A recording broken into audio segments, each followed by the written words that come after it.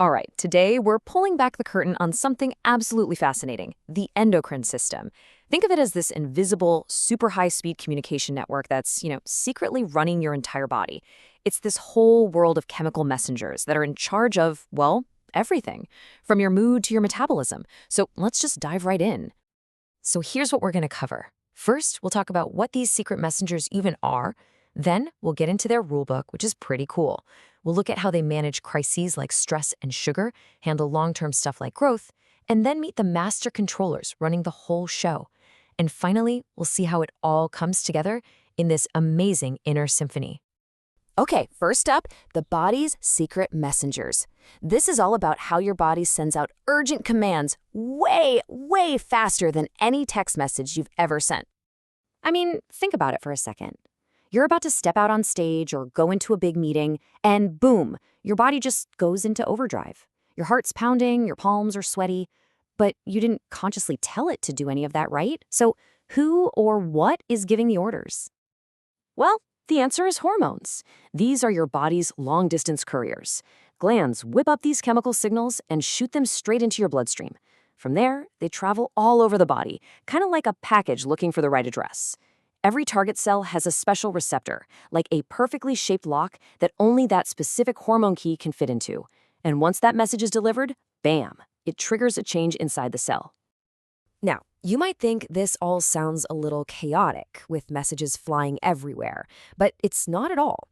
The whole system operates under a really clear set of rules. So let's crack open that rulebook and see how all this communication is so precisely controlled. Okay, so not all hormones deliver their mail the same way. First, you have your amino acid-based hormones, like adrenaline. Think of these like a delivery driver who can't get past the front gate. They ring the doorbell, that's the receptor on the outside of the cell, which then activates a second messenger inside to actually carry out the order. But then you have the steroid-based hormones, like cortisol. These guys are lipid-soluble, which basically means they have an all-access VIP pass. They walk right through the cell membrane, head straight for the control center, the nucleus, and directly tell the cell's DNA to start making new stuff. Two very different strategies. So this is key.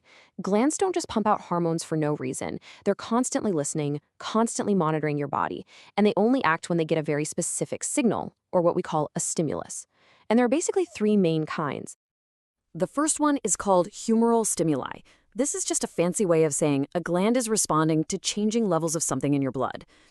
Like if your blood calcium gets too low, the parathyroid gland senses that and goes, whoa, better release some hormone to fix this. Second, you've got neural stimuli. This is where a nerve is basically hardwired directly to a gland and zaps it with a signal, like your nervous system shouting, go, to get that big shot of adrenaline. And finally, there's hormonal stimuli, which is like a chain of command. One gland releases a hormone, and its only job is to travel to another gland and tell it to release its hormone. It's a cascade effect. But the single most important rule of the entire system is negative feedback. Honestly, the easiest way to get it is to think of a thermostat in your house.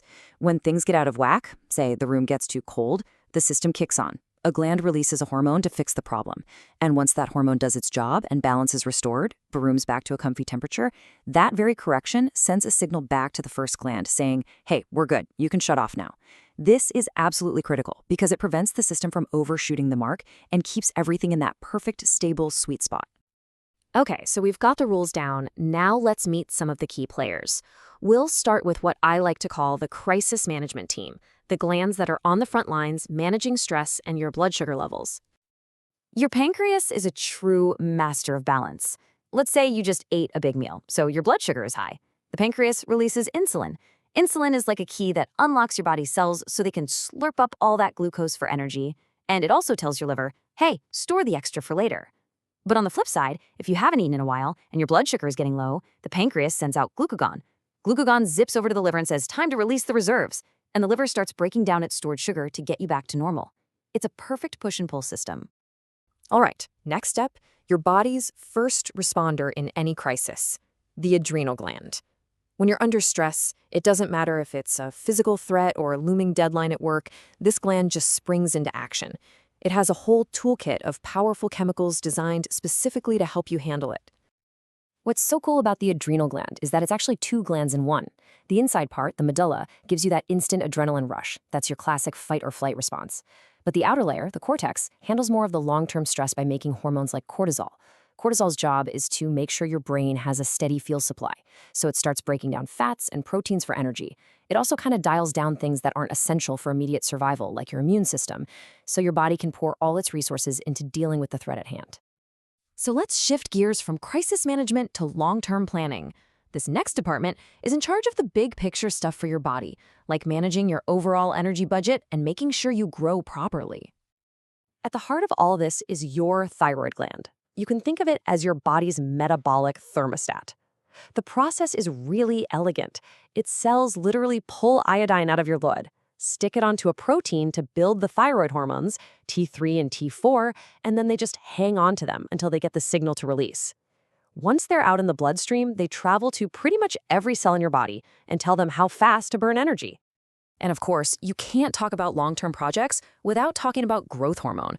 I mean, its name gives away its most famous job, right? It stimulates those growth plates in our bones to make us taller as kids, but its job doesn't stop there. Throughout our entire lives, it's working behind the scenes, helping to regulate our body composition, maintain muscle and bone, and manage our metabolism. It's a superstar hormone for both growing up and staying healthy. So we've met the workers on the factory floor, the crisis managers, the long-term planners, but who's in charge of all of them? It's time to meet the top brass, the absolute head honchos of your entire endocrine system.